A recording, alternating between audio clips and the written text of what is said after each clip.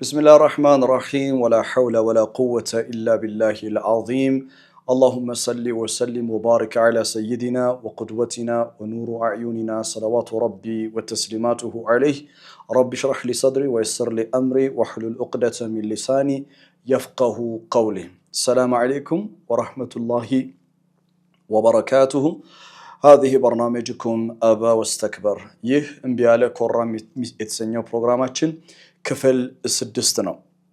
በክፍል 5 ላይ የአባታችንን የአደም አለይሂ ሰላምን ታሪክ ጀምረን ነበር።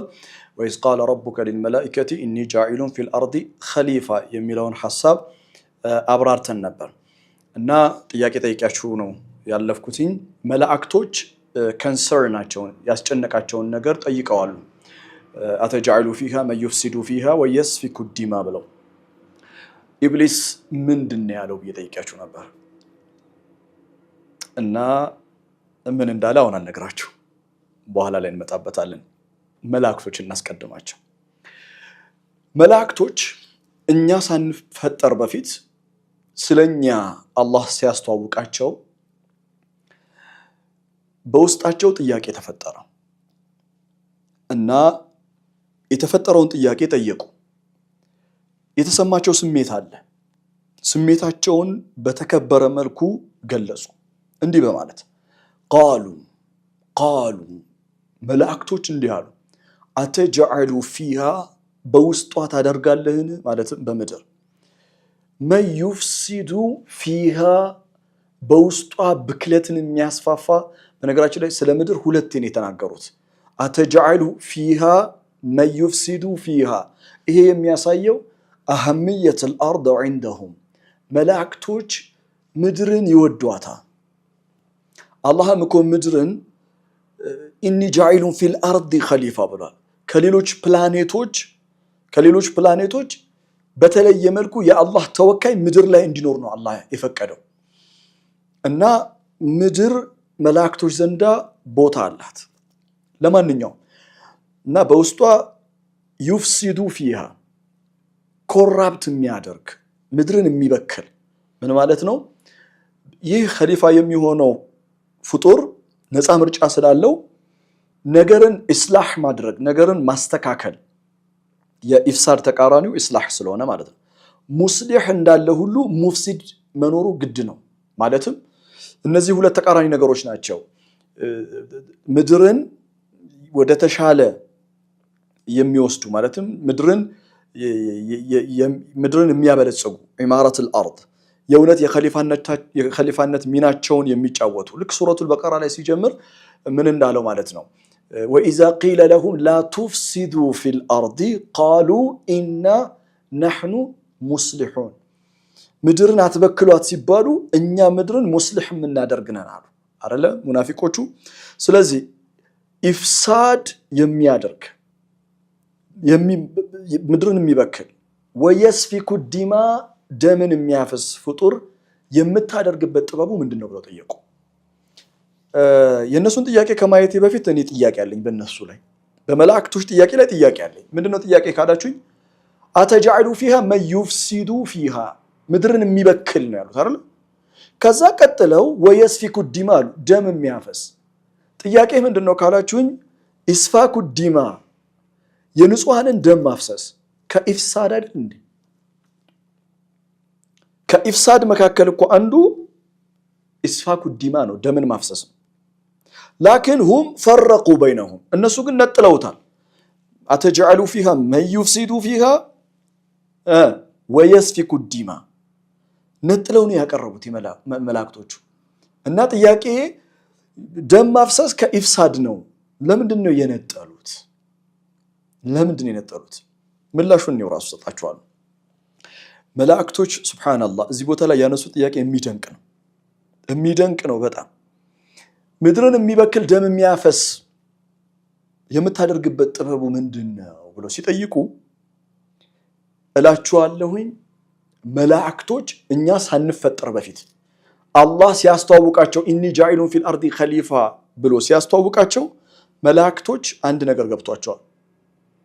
ምን ካልከኝ ያንተ ክብር ያንቺ ክብር የኔ ክብር ገብቷቸዋል። የሰው ልጅ ክብሩ ገብቷቸዋል።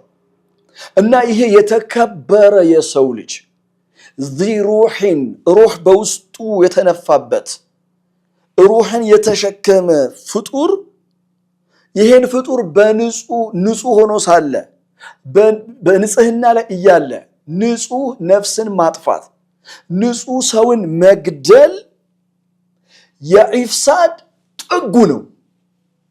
the worst of the worst የከፋ ምድርን መበከል ማለት የሰው ልጅን ደም የንጹሃንን ደም ማፍሰስ ነው። ሂዩማኒቲ የሚባል ነገር አለ አይደል? ሰብአዊነት። እንዴት ሰብአዊነት አይሰማቸውም ይህንን ሁሉ ሰው ሲፈጁ እንላለን እኔና እናንተ አይደለ? መላእክቶች የሚገርማችሁ ከኔና ከናንተ በፊት ነው ሰብአዊነት የገባቸው። አሁን ሁማኒቴሪያን ኦርጋናይዜሽን የሚባሉ አሉ አይደል? የሰብአዊ እርዳታ የሚሰጡ ድርጅቶች ሁማኒቴሪያን የሰው ልጅ ሰብአዊነት ማለት ለሰው ልጅ ማዘን መላእክት ሳንመጣ በፊት ነው አስቀድሞ ያወቁት። እና አተجعلوا فيها من يفسد فيها ويسفك الدماء اسفاك الدماء من الافساد الارض ንጹህን ደም ማፍሰስ ከፈሳድ መካከል አንዱ ነው። መላእክቶች ግን ማለት የፈለጉት የሰው ልጅ አተجعلوا فيها من يفسد فيها ኢፍሳድ ያደርጋል። ከኢፍሳድ ሁሉ ደግሞ የከፋው ወንድሙን ይገድላል። ከኢፍሳድ ሁሉ ደግሞ የከፋው የሰው ደም ያፈሳል። ወየስፊኩ الدماء the worst of the worst ነው። ለዛ ነው ሸይጣን በጣም ጥማቱ እኛ ስንጋደል ማየት ነው። የአደም ልጆች ሲጋደሉ ማየት ነው። ለዛ ነው እኮ በአደም ልጆች የመጀመሪያው ስቶሪ ምንድነው? ሱረቱል ማኢዳ ምዕራፍ 5 ላይ የመጀመሪያው ስቶሪ ወንድሙን እኮ ነው የገደለው። فطوعت له نفسه قتل أخيه فقتله ወንድሙን መግደል ነፍሱ አጌጠችለት እና ገደለው ይላል። ገደለው።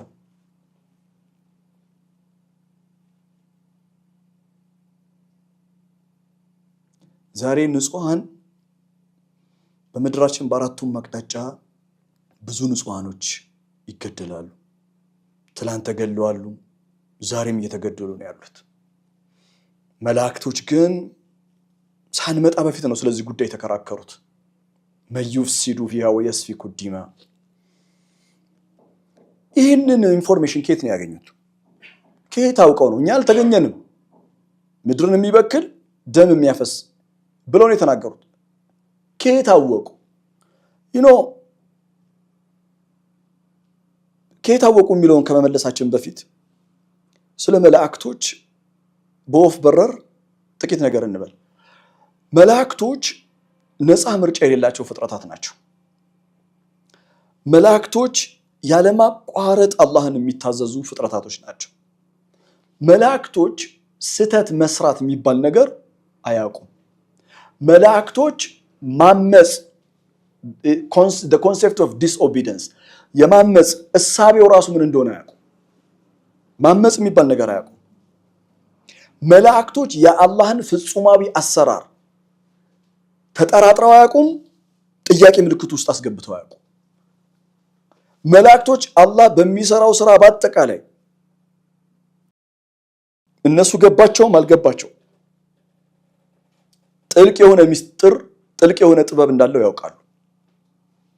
በነገራችን ላይ መላእክት ጥያቄ ጠየቁ አይደል? አተجعلوا فيها من يفسد فيها ويسفك الدماء ብለው ባይዘው ጥያቄያቸውን አቀረቡ እንጂ ለአደም ስገዱ የሚለው የተሰጣቸው ትእዛዝ አደምና ዝርያዎቹ የተፈጠሩበት ወይም የሚፈጠሩበት ምክንያት ገባቸውም አልገባቸውም they're going to do it anyway ያደርጉታል። በነገራችን ላይ ያደርጉታል። ኢቭን አላህ እኮ የመለሰላቸው ምላሽ ተሳስታችኋል፣ ምድርን አይበክልም፣ ደም አያፈስም፣ በጣም እኮ ጥሩ የሆነ ፍጡር ነው አላብራራላቸውም። አላህ አንድ መልስ እኮ ነው የሰጣቸው። ኢኒ አዕለሙ ማ ላ ተዕለሙን ያላቸው በቃ ይሄ ነው መልሱ። ኢኒ አዕለሙ ማ ላ ተዕለሙን እና በኋላ ላይ ስገዱ ሲባሉ ሰግደዋል። መላእክቶች ቢገባቸውም ባይገባቸውም ቢብራራላቸውም ባይብራራላቸውም ጥበቡ የታዘዙትን የሚፈጽሙ ናቸው። ተፈጥሯቸው ያ ነው። ነገር ግን የሚያስቡ ፍጥረታት ስለሆኑ በእነሱ ውስጥ የተፈጠረውን ጥያቄ ለጌታቸው አቅርበዋል። አላህ ስለ መላእክቶች ሲነግረን ሱረቱ ተሕሪም ምዕራፍ 66 ቁጥር 6 ላይ ላ ያዕሱን አላህ ማ አመረሁም ወየፍዐሉነ ማ ዩእመሩን። አላህ ባዘዛቸው ነገር ላይ በፍጹም የሚያምፁ አይደሉም፣ የታዘዙትን የሚፈጽሙ ናቸው ይላል። ጥያቄያቸው ለምን ኸሊፋ ትፈጥራለህ በምድር ላይ አይደለም። ጥያቄያቸው ጥበቡን መረዳት ነው የፈለጉት። ከዚህ በጣም ትልቅ የሆነ ትምህርት መውሰድ ይጠበቅብናል። ሰዎች በአጠቃላይ መላእክቶች አላህን ጠይቀዋሉ፣ እኔና እናንተ የምንፈጠርበትን ጥበብ ማወቅ ፈልገዋል እና ጥያቄ አቅርበዋል። ከዚህ ትልቅ ትምህርት እንማራለን እኛ።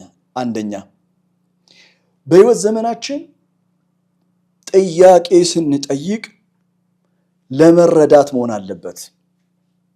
ችክ ለማለት፣ ሌሎችን ለማንቋሸሽ፣ በሌሎች ላይ ለማጉላገጥ፣ ሌሎችን ለመተቸት መሆን የለበት። የምንጠይቀው ጥያቄ ለመረዳት መሆን መቻል አለበት። በተለይ ይህንን መሰረት አድርጌ ኮሜንት መስጠት የምፈልገው ነገር ሪሊጂየስ ዲቤት ኢንተርፌስ ዳያሎግ፣ በሃይማኖት ንጽጽር ዙሪያ ላይ የምትከራከሩ ወንድሞች እህቶች በጣም ልታስተውሉት የሚገባ ነገር፣ አንዳንድ ጊዜ የሃይማኖት ንጽጽር ክርክሮችን በማደምጥበት ጊዜ ከሁለቱም ወገን ከሙስሊምም ወገን ሙስሊም ካልሆኑ ወገን በሁለቱም ሳይድ የማየው ነገር አለ። እርሱ ምንድነው? ስላቃዊ የሆነ ጥያቄ፣ ከልክ ያለፈ ድንበር ያለፈ ኩራት፣ በኩራት የተሞላ ሐሳብ፣ ሌሎችን በጣም የመናቅ፣ ሌሎችን ለመቅበር የሚደረግ ሙከራ፣ ከጥላቻ የመነጨ ክርክራቸው ከጥላቻ የመነጨ ነው። የሚጠይቁት ጥያቄ ለመረዳት ሳይሆን ጥያቄው ሽታው ያስታውቃል። በነገራችን ላይ አንድ ሰው ጥያቄ ሲጠይቅ ጥያቄ ውስጥ ሽታ አለው። የኩራተኝነት ሽታ፣ ችክ የማለት ሽታ፣ የጥላቻ ሽታ። ምንም ብታብራራለት እንደማይቀበል ያስታውቃል ጥያቄው። እና ከሁለቱም ወገን ነው የማየው። ይሄ ቁርአናዊ አይደለም፣ በነገራችን ላይ ሰዋዊም አይደለም። አእምሯችንን ከተጠቀምን ሰዋዊም አይደለም። ቁርአን በጣም የሚደንቀኝ ኢንተርፌስ ዳያሎግ፣ የሃይማኖት ንጽጽር ቁርአን ውስጥ እኮ አለ። እና የተሳሳቱ እምነቶችን የተሳሳቱ ሐሳቦችን ቁርአን የሚያርምበት መንገድ በጣም የሚደንቅ ነው። በሃይማኖት ንጽጽር ስራ ላይ የተጠመዳችሁ ወንድሞች በመጀመሪያ ለምትሰሩት ስራ አላህ በረካ ያድርግበት። ለእናንተም ጥበቡን፣ ዕውቀቱን፣ አንደበቱን አላህ ይስጣችሁ፣ ስራችሁን ይባርክላችሁ። ነገር ግን የቁርአን አፕሮች ምንድነው? ቁርአን እንዴት ነው ከሌሎች ሃይማኖቶች ጋር የምናደርገውን ውይይት ቁርአን እንዴት ነው ይህን ጉዳይ ያየው የሚለውን ግን በጣም ማስተዋል አስፈላጊ ነው። ተመልከቱ ውስጥ ይህን ምሳሌ ልስጣችሁ ከቁርአን ሱረቱል ማኢዳ 75ኛው አያ ላይ ያለውን ሐሳብ ላካፍላችሁ። ምን ይላል አላህ? መል መሲሑ ኢብኑ መርየም ኢላ ረሱሉን ቀድ ኸለት ሚን ቀብሊሂ ሩሱል። የመርየም ልጅ ዒሳ እንደ ቀደምት መልእክተኞች እንጂ ሌላ አይደለም። መልእክተኛ ነው፣ እንደ ቀደምት መልእክተኞች መልእክተኛ ነው አለ። ከዛ ካና ያእኩላኒ ጣዓም፣ ሁለቱም ማለትም እናትና ልጅ ምግብን ይመገቡ ነበር አለ። ከዛ ቀጥሎ ፈንዙር ከይፈ ኑበይነ ለሁሙል አያት፣ ለነሱ አያቶችን እንዴት እንደምናብራራላቸው በጥልቀት ተመልከት። ሱመ እንዙር አና ዩፈኩን ይላል። አሁን የመርየምና የመርየም ልጅ ዒሳ መርየምና የመርየም ልጅ ዒሳ አለይሂ ሰላም ምግብ ይበላሉ ብሎ የሚነግረናል። ለምንድን ነው የሚነግረን? አየ ዲቤቱን የሚያቀርብበት መንገድ ሱረቱል ማኢዳ ላይ በጣም ረቂቅ ነው የሚገርም ነው ሌላው ጥግል ከጀርባ ያለውን መከራከሪያ ሐሳብ አንተ ድረስበት ግን ጥያቄ ስትጠይቅ የስለሌሎች ሃይማኖቶች ስትናገር እንደፈለክ ታወራለህ ማለት ግን አይደለም ተሳደባለህ ማለት ግን አይደለም ማለት መብት የለንም በነገራችን ላይ እኛ የማንንም ሃይማኖት የማንቋሸሽ የመሳደብ መብት የለንም አይ ኡስታዝ እንዴ እነሱ እኮ ቁርአንን ይሳደቡብናል ረሱልን ይሳደባሉ አለይሂ ሰላቱ ወሰለም አላህን ይሳደባሉ እና መልስ እየሰጠን ነው ካላችሁ አላህ ይሄን አይፈልግም ቁርአንን አላስተማረንም ኢድፈዕ ቢለቲ ሂየ አህሰን ነው የሚለው ክፉን በመልካም አሸንፈው ነው የሚለው ክፉን በመልካም ግፋው ነው የሚለው ሱረቱ ፉሲለት ምዕራፍ 41 ከቁጥር 34 ጀምሮ ያሉ አያቶቹን ያያቸው በውይይት ወቅት ሃይማኖታዊ ውይይትም ይሁን ሌላም አይነት ውይይት attitude matters more than evidence ይሄ ስነ ምግባር አኽላቅ አንተ ከምታቀርበው መረጃ ይበልጣል በስድብ እውነትን ብታቀርብ ማንንም ሳይቀበል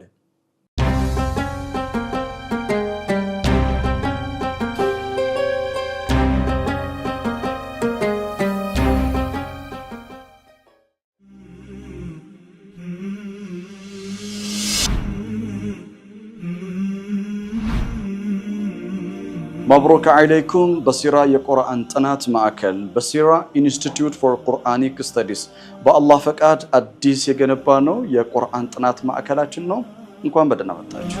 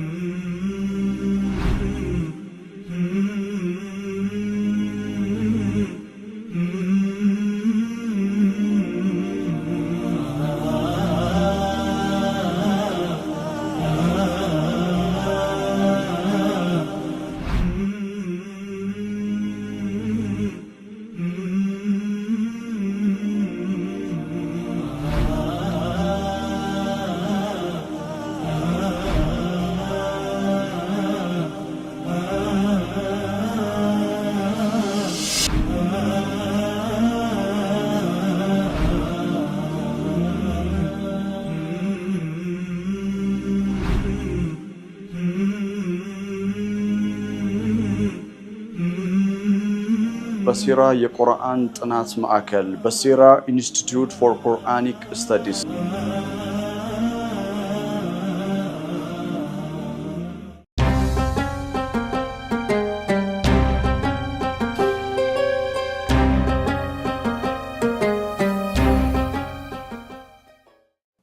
ተሳደቡልን አላለም የኛ ጌታ ቁርአን ተሳደቡልን አላለም በጣም ልናስተውለው የሚገባ ሐሳብ ነው መጠየቅ ሰዋዊ መብታችን ነው መጠየቅ አላህ የተፈጠረው አምሮ የሚጠይቅ ነው ለሰው ልጅ የተሰጠው ሰዋዊ መብቱ ነው ለሰው ልጅ የተሰጠው questioning is a natural right ተፈጥሯዊ መብታችን ነው መጠየቅ ስንጠይቅ ግን በስርዓት በአደብ መሆን መቻል አለበት እና ሶሻል ሚዲያ ላይ የመጨረሻ አንድ ሐሳብ ማካፈላችሁ ሶሻል ሚዲያ ላይ አላህን የሚሳደቡ ቁርአንን የሚሳደቡ ረሱልን የሚሳደቡ አለይሂ ሰላቱ ወሰለም ስርዓት ያላቸው በስርዓት የሚወያዩ ሙስሊም ያልሆኑ ወገኖች አሉ ከነሱ ጋር በስርዓት በሰላም መወያየት መልካም ነው ውይይታችሁ ላይ ባይዘው እዝነት የለበትም የብዙዎቻችሁ ውይይት ላይ አንድ ሰው እውነት ላይ አይደለም ሐሰት ላይ ነው ያለው ብለህ የምታመን ከሆነ ልታዝንለት እኮ ይገባል ባይዘው እና የሚገርመው ከሁለቱም ሳይድ እዝነትም ፍቅርም አላይም የበላይነትን ብቻ ለማስጠበቅ ግን ወንድሞቼ ራሴን ዝቅ አድርጌ የምመክራችሁ አንድ ምክር አለ ይሄን የቁርአን አያ በደንብ አስተውሉት። አሁንም እሰጣችሁ ቲክቶክ ላይ ሶሻል ሚዲያ ላይ ያላችሁ ላይቭ ገብታችሁ የምትከራከሩ ሙስሊም ወንድሞቼ እህቶቼ በደንብ ይሄንን አያ ሱረቱል አንዓም ምዕራፍ 6 ቁጥር 68 ላይ ለመልእክተኛችን አለይሂ ሰላቱ ወሰላም አላህ ያስተላለፈው ትእዛዝ ነው። ወኢዛ ረአይተ الذين يخوضون في آياتنا በእኛ አያቶች የኹዱን አፋቸውን ዝም ብለው የሚያሮጡ ሰዎችን በምትመለከትበት ጊዜ ይላል። ማለትም ያ ረሱላህ አንተ በመሃላቸው ሆነ በአላህ አያቶች የኹዱን ነው የሚለው። የኹዱን ማለት የማይገባ የሆነ ነገር የሚናገር አፉን ከከፈተ የማይዘጋ ካየህ ፈአዕሪድ ዐንሁም ይላል። ፈአዕሪድ ዐንሁም ፋ ቱፊዱ ተርቲብ ወታቂብ ሙባሸረተን ማለት ወዲያውኑ ፈአዕሪድ ዐንሁም ጀርባ ሰጥተህ ከእነሱ ዞር ብለህ ሂድ ይላል። አላሁ አክበር ከቢራ። አንተ ያ አኸል ከሪም እንዴት ቲክቶክ ላይ ቁጭ ብለህ የአላህ መልእክተኛ አለይሂ ሰላቱ ወሰላም በእንደዚህ አይነት መልኩ ሲሰደቡ ቁጭ ብለህ እንዴት ትሰማለህ? ከዛ ማይክ ጠብቀህ ምን አይነት ስድብ ነው የምትሳደበው? ለምን ረሱሉን ነኩ ብለህ አለይሂ ሰላቱ ወሰላም አላህ ያስተማረ ዞር በል ነው ያለ። ለመልእክተኛው ነው ያለው አለይሂ ሰላቱ ወሰላም። ባይ ኤክስቴንሽን ለሁላችንም ረሱልን ተሳድበው ምናምን ልትል ትችላለህ። አውቃለሁ ስሜታዊ እንደሚያደርግ። አንተም የሌሎችን አትሳደብ፣ እነሱም እንደዛ ነው። ሁሉም ሰው ለሚያምነው ነገር ስሜታዊ ቁርኝነት አለው። ለምን ድንጋይ አያመልክም? ለምን ዛፍ አያመልክም? በሳሎች መሆን ያስፈልጋል። እኔ በጣም ማዝነው እናንተን የመሰለ ወንድሞች የማይሆን ቦታ ላይ ጊዜያችሁንና ኢነርጂያችሁን ማቃጠላችሁ። ታናናሽ ወንድሞቻችሁ ስንቶች አሉ ቁርአን መቅራት የሚገባቸው ቁርአን ልታስቀራቸው የሚገባ። ወደ አያው ልመልሳችሁ ሱረቱን አንዓም 68ኛው አያ ፈአዕሪድ ዐንሁም ሐታ የኹዱን ፊ ሐዲሲን ገይሪ ከሚያወሩ በአላህ አያቶች ላይ ሲያላግጡ ሲያሾፉበት ከነበረው ሐሳብ ወጥተው ወደ ሌላ አጀንዳ እስኪገቡ ድረስ ከነሱ ዞር በላል። ከዛ የሚገርም ነገር ልንገራቸው። አያውም እንደሚጠቃላችሁ ሱብሃንአላህ ወኢማ ዩንሲየነከ ሸይጣን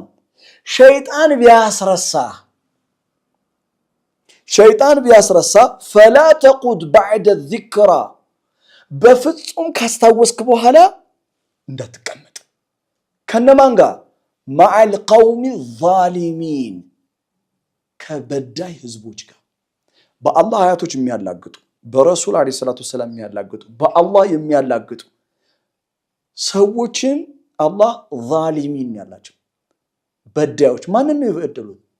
ዛሊሚን አንፉሰሁም ማንንም አይደለም ራሳቸውን የበደሉ ናቸው። እና ሸይጣን ቢያስረሳህ አላቸው ወኢማ ሸይጣን ከሚጫወተው ሚና መካከል አንዱ ማስረሳት ያስረሳሃል። ከዛ ተረሳውና በነገራችን ላይ ዲን መሆኑን ሁላ ተረሳዋል። አይቻችኋለሁ ወንድሞች አንዳንዶቻችሁ ረስታችሁት ስድብ እኔ ከየት እንደሚጠና ሁላ እውነቱን እኮ መነጋገር አለብን። ሌሎች ብቻ እኛን ይሰድቡናል ምናምን መባል የለበትም። we have to be fair አዒዲሉ ፍትሃዊ ሁኑ ነው ያለን አላህ። ፍትሃዊዎችን ይወዳል ነው ያለን። እኔ ስሳሳት እናንተ ልታረሙኝ ይገባል። እናንተ በተሳሳተ መንገድ ስትሄዱ ወንድሞቼን ማረም ይገባኛል። ሸይጣን እንኳን አስረስቶ ከዚህ በኋላ እዛ ውስጥ ብትገባ እና ልክ እንዳስታወስክ ፈላ ተቁድ በዕደ ዚክራ ካስታወስክ በኋላ ዞር ነው ማለት ያለ። ቁርአን የሰጠን ስትራቴጂ ይሄ ነው። በስድብ እስልምና በምንም መልኩ መፍረስ አይችልም። እኔ ቲክቶክ ውስጥ ሶሻል ሚዲያ ውስጥ ገብቼ የማዳመጠው ለምን መሰላችሁ? what is going on ምን እየተከናወነ ነው ምን እየተከሰተ ነው የሚለውን የማወቅ ኃላፊነት አለብኝ። እና ወላሂ العظيم ነው ናችሁ ከትላንት ወዲያ አንዱ ምን ሲል እንደሰማው ታውቃላችሁ? ይሄ እስልምና የሚባለውን እናፈርሰዋለን አለ። እና አይደለም በሱ አፍ ስንትና ስንት ቢሊየንስ ትሪሊየንስ ዶላር መሳሪያዎች ሪሶርስ አንዲትን አፍንጫ ማትሞላ አፍንጫ ማታክልን ከተማ ውስጥ ያሉ ህዝቦችን ማንበርከክ አልቻለም። አይደለም እስልምናን የሚያክል ትልቅ ነገር። በስተመጨረሻ በዚህ ሐሳብ ላይ የምሰጠው ይሄ የንጽጽር ሃይማኖትን በተመለከተ የራሱ የሆነ ተቋም ሊኖረው ይገባል ብዬ አምናለሁ። ተቋም አቋቁማችሁ ወንድሞች ብዙ እህቶችን ወንድሞችን ታናናሾቻችሁን ማፍራት የምትችሉበት መድረክ ኢነርጂያችሁን ፎከሳችሁን የሚጠቅም የሚዳሰስ የሚጨበጥ ነገር ላይ ብታደርጉት መልካም ነው። ከዛ ውጪ በስድብ ላይ ያላችሁ እየደከማችሁ ነው እና ከድካም ዞር በሉ ለማለት ነው። ለማንኛውም ወደ መላእክቶቹ እንመለስ። መላእክቶቹ ምን አሉ? አተጃሉ ፊሃ መን ዩፍሲዱ ፊሃ ወየስፊኩ ዲማ አሉ አይደል? እሺ የዛሬውን ትምህርት በዚህ እንጨርሰዋለን። ከዛ ወነሕኑ ኑሰቢሑ ቢሐምዲከ የሚለውን በሚቀጥለው ክፍለ ጊዜ እመጣበታለሁ። መላእክቶች ተናገሩ። በቀራ ውስጥ ብትፈልጉ ኢብሊስ ምን አለ? ይኸውላችሁ ኢብሊስ አናውንስመንቱን ማስታወቂያውን ሲሰማ እኛ እንደምንመጣ ምን አለ? ምን እንዳለ ታውቃላችሁ?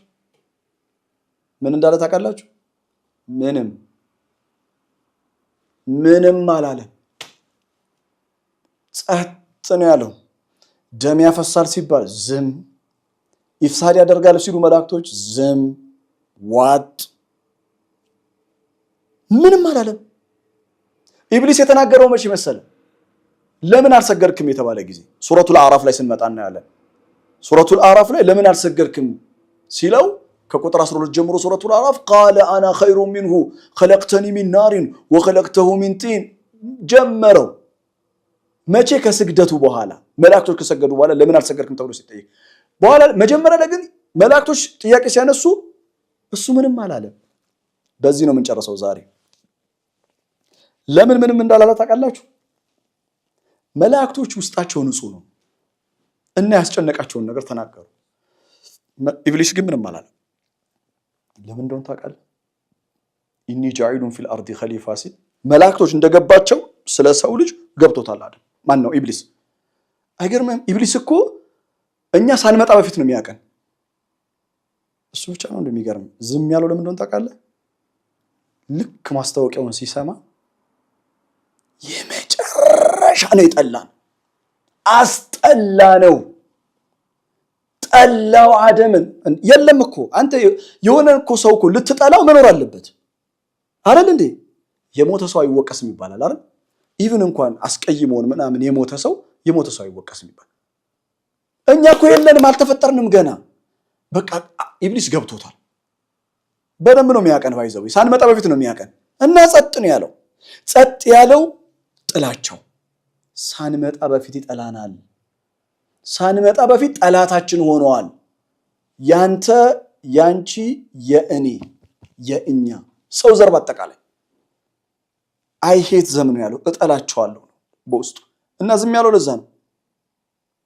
ውስጡ በጣም የከፋ የጥላቻ ስሜት ስለነበረ ዝም አለ።